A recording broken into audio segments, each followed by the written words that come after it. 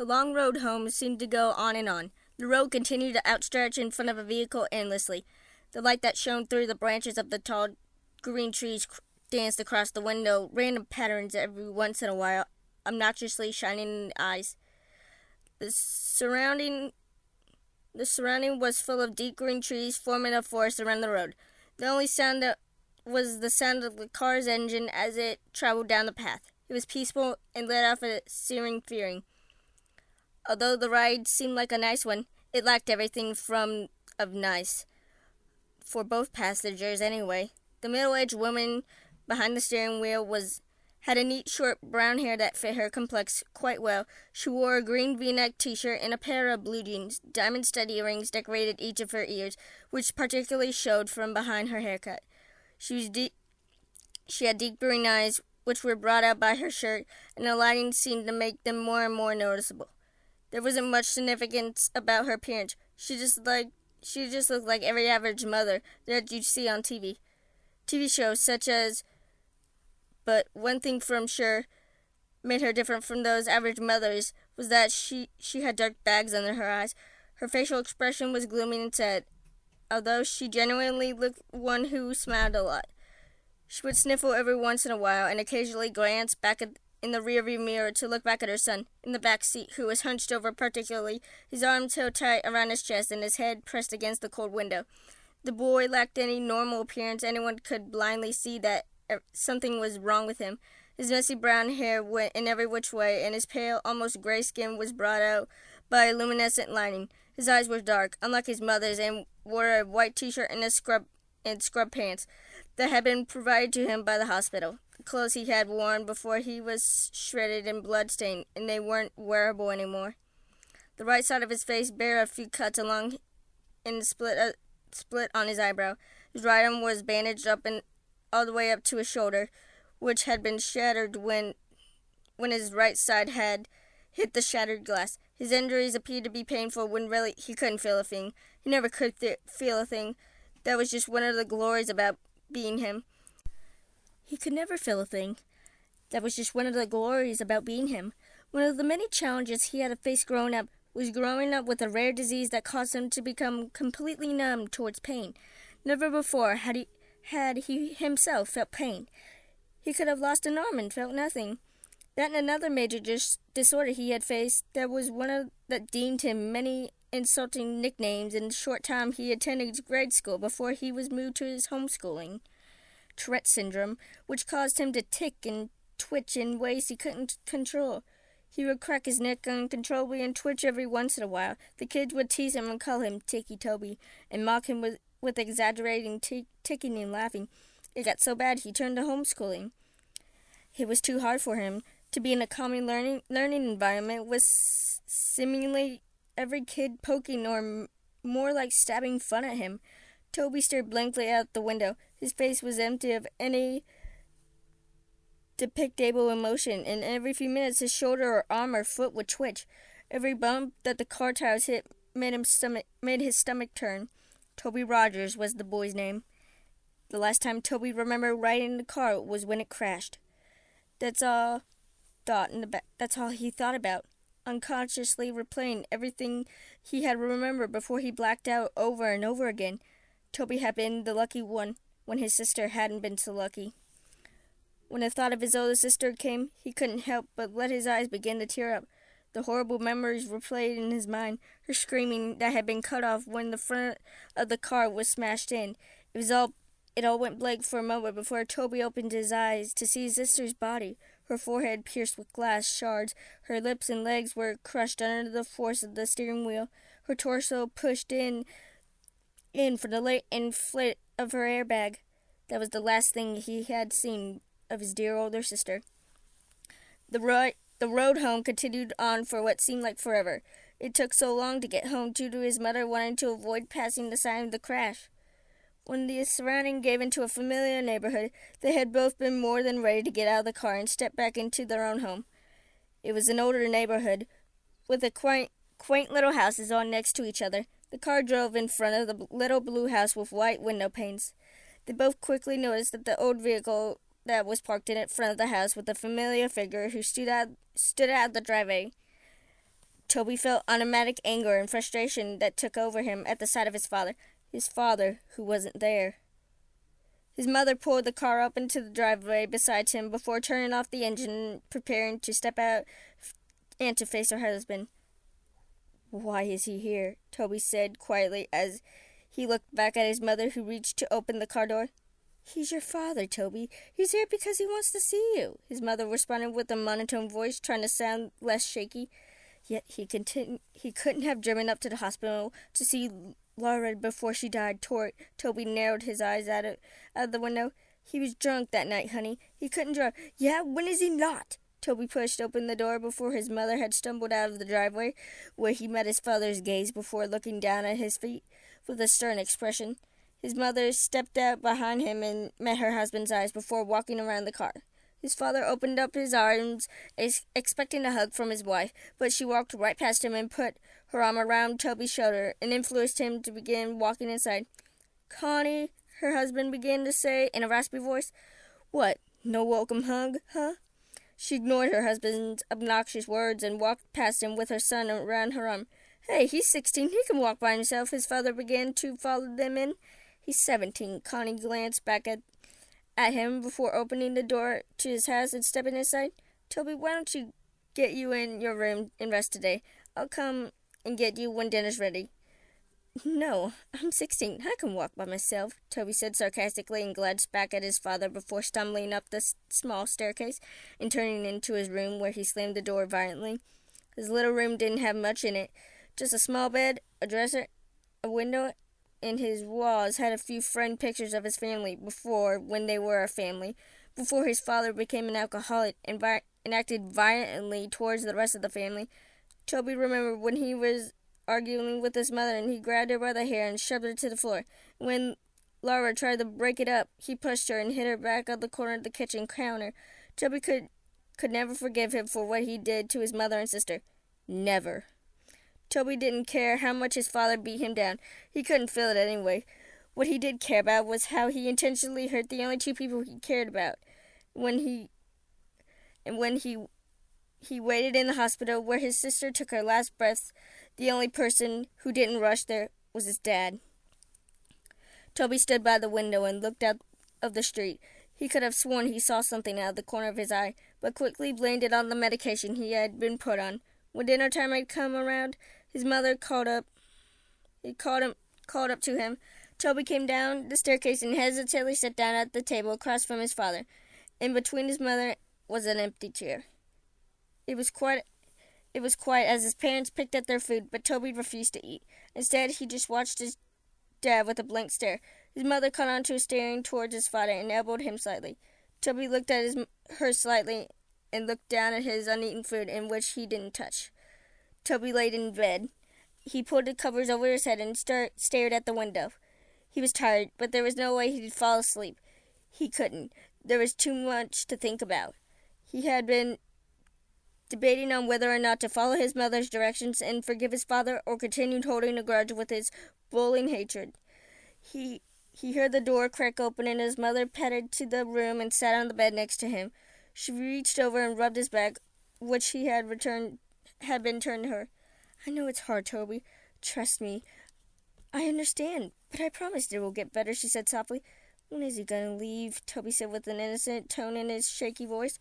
Connie let her gaze fall down to her feet. "I don't know, honey. He's staying as far as I know," she replied. Toby didn't react. He just continued to look forward at the wall, holding his damaged arm to his chest. After a few minutes of silence, his mother sighed before she leaned to kiss his cheek and stood up and walked out of the room. "Good night," she said as she closed the door. The hour passed slowly, and Toby couldn't quit tossing and turning. Every time he let his imagination take over, he heard the screeching of tires and the screaming of his sister. He could uncontrollably jerk in bed. He threw off his covers, lying on his back, and his pillow over his face, and cried into it. He could feel his chest rise and fall as he let out each shaky breath as he cried. He could hear his own pitiful weeping. He could have been screaming and crying if he didn't press the pillow over his face.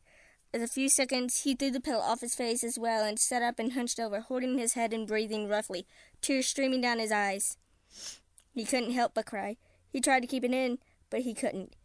help but whine and whimper as he sat there shaking. He inhaled before he stood up and walked around the bed to the window and peered out, taking deep breaths to try and calm down. He rubbed his eyes and looked at the group of tall pine trees across the street. He stopped suddenly, and his gaze slowly centered on something standing under the streetlight. He heard ringing in his ears and couldn't look away. The figure stood beside the streetlight, around 2 feet shorter than it, long arms draped at its sides as it started up with non-existing eyes. The figure had no features whatsoever, no eyes, no mouth, no nose, yet it held Toby's hypnotized stare, seemingly peering into his very being. The ringing in his ears grew louder and louder each second he stared before suddenly it all went black. The next morning, Toby awoke in his bed. He felt different. He wasn't tired at all, and when he consciously woke up, it felt like he had been lying there awake for hours. He had no thoughts flowing through his mind. He sat up slowly and stumbled over to the wall, but when he stood up, he automatically felt dizzy. He stumbled to the doorway and walked down the stairs. His parents were sitting at the table. His father was in tune with the small TV that sat on the countertop, and his mother was reading the newspaper. She quickly looked over when she felt Toby's presence looming behind her. "Well, good morning, sleepyhead. You've been asleep forever," she greeted him with a hesitant smile. Toby slowly looked over at the clock and noticed it was 12:30 p.m. "I made you breakfast, but it got cold. I was going to wake you, but I felt you needed sleep." Her expression fell from happy to worried as her son resisted responding to her. "Are you all right?" Toby stumbled over and sat by his father. He felt as if he was on idle, and he had no control over his actions. He was seeing everything he did, but it didn't seem to register to his brain properly. He reached out to his father's arms, but his hand ended up getting slapped. His father turned to him abruptly and pushed his chair over with his foot. "Don't touch me, boy," he yelled. His mother stood up. "All right, knock it off. This is the last thing we need." The day went by, and things continued on as they were. Connie spent most of her time cleaning up the house, and her rude husband spent most of the time ordering her around. It was just how it seemed before the crash. Toby never really left his room. He would sit by his bed and tremble. His mind would wander, but his thoughts changed too fast to remember. He would pace around the small room like a caged animal or stare out the window. The unhealthy cycle continued. Connie continued to be pushed around by her husband, being way too submissive to him, and Toby remained in his room. Before he could think twice, he would begin to chew on his hands, tearing the flesh from his fingers. He would gnaw on his hands until they bled. When his mother walked in on him while he was doing so, she reacted horribly. She rushed him downstairs and grabbed the first aid, wrapping his hands in it. She demanded that he would not leave her side from then. He isolated himself so much that he grew to hate being around others. His memory grew glitchy as well. He started missing memories of minutes, hours, days, and so on. He would begin talking nonsense about things completely unrelated to conversations he would have. He'd go off about seeing things, sharks in the sink as he washed the dishes, hearing crickets in his pillows, and seeing ghosts outside the bedroom window. All nonsense landed him into the counselor's office. His mother grew too anxious about his mental health. She decided it would be good for him to talk to a professional about what he was feeling. Connie walked Toby into the building and, holding his hand as she guided him, she walked him up to the front desk and began talking to the lady who sat behind it. "Miss Rogers?" the lady asked. "Yes, that's me," Connie nodded. "We're here to see Dr. Oliver? I'm here with Toby Rogers." "Yes, right this way." The lady stood up and led them down a long hallway. Toby looked at the frame artwork from down the halls and turned to the sound of a lady's high heels on the hardwood floor. She opened the door to a room with a table and 2 chairs. "If we can get him to sit in here for a few minutes, I'll get the doctor." She smiled and she held the door open. Toby stumbled into the room and sat down at the table. He looked over at his mother and the lady before the door slowly shut behind him. He looked around the room before he held his tightly bandaged hands and began to bite at the bandages to unwrap his hands, but was interrupted as the door swung open and a young woman in a black and white spotted dress and lightly blonde hair stepped in, holding a clipboard and a pen. "Toby?" she asked with a smile. Toby looked at her and nodded. "Nice to meet you, Toby. My name is Dr. Oliver," she said, putting her hand out for him to shake, but hesitantly pulled away when she noticed the bandages on his hands. "Oh," she smiled nervously before clearing her throat and sitting in the chair across from him. So I'm going to ask you a few questions. Try to answer them as honestly as you can, okay? She placed her clipboard down onto the table. Toby nodded slowly and held his restrained hands to his lap. How old are you, Toby? 17, he responded quietly. She wrote that down on the piece of paper on the clipboard. What's your full name? Toby Aaron Rogers. What's your birthday? April 28th. Who's your immediate family? Toby paused for a moment before answering her question. My mom, my dad, and my sister. I heard about your sister, dear. I'm really sorry. Her expression faded to a sad, pity-filled look. Toby nodded. Do you remember anything from the crash? Toby looked away from her. His mind went blank for a moment. He looked down to his left, and surrounding her, he heard a faint ringing sound.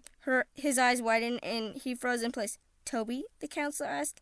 Toby, are you listening?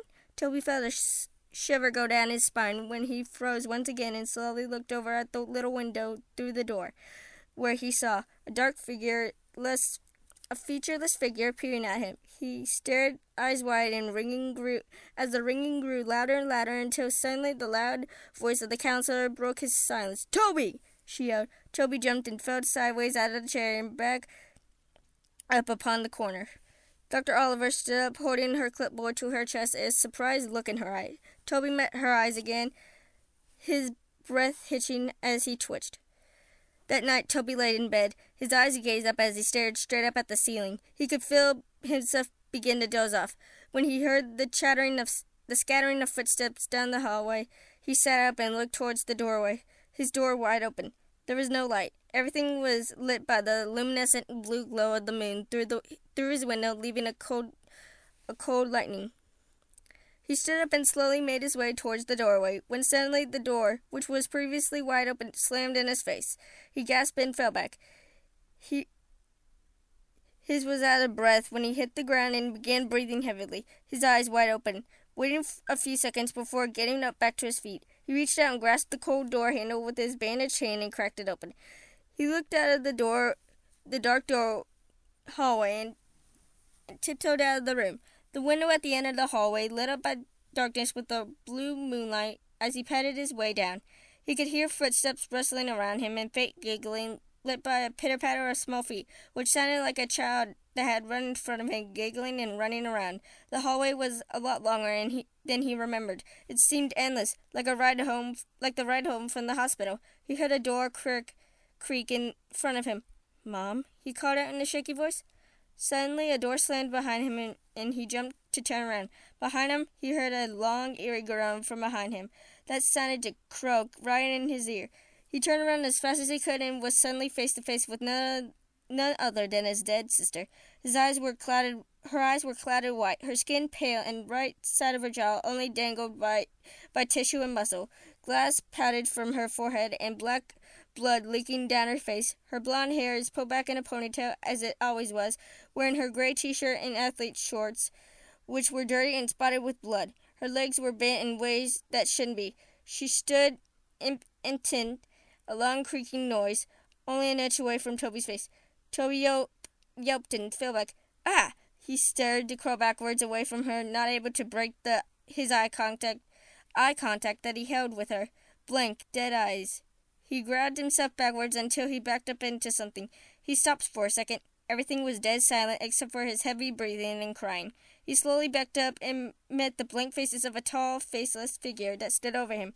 Behind the tall, dark mask were a row of children, looking ranged from 3 to 10 years old, their eyes completely black, and dark black blood leaked from their eye sockets.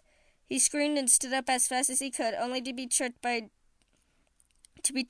dark black tendrils that wrapped around his ankle. He fell straight onto his stomach and got the wind knocked out of his chest. He tried to scream out, but he couldn't make a sound. He wheezed out before it went all black. Toby woke up with a start. He screamed out and sat up fast as he could, completely short of breath.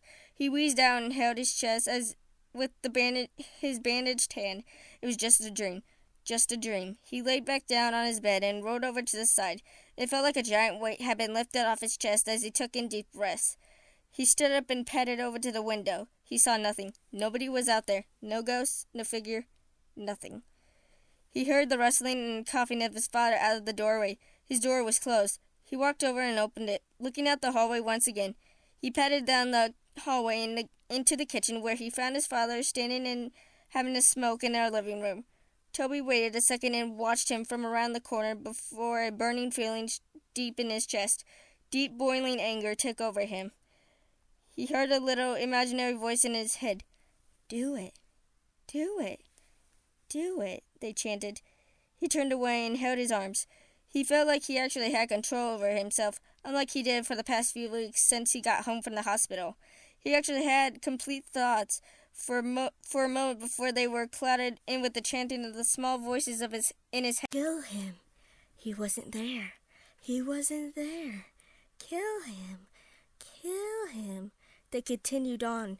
Toby trembled. No, he wasn't going to do it. What was he, going crazy? No, he won't kill anyone. He can't. He hated his father, but hated no way he was going to kill him. That was it. The last thought he had before he fell into an idle state once again. The influence of the voices in his head were too much. He began to silently walk up to his father. He reached over the counter to the knife holder to the kitchen and pulled out the largest knife that had been resting in the case. He gripped it in his hand. He felt a sensation take over his chest. He let a snicker.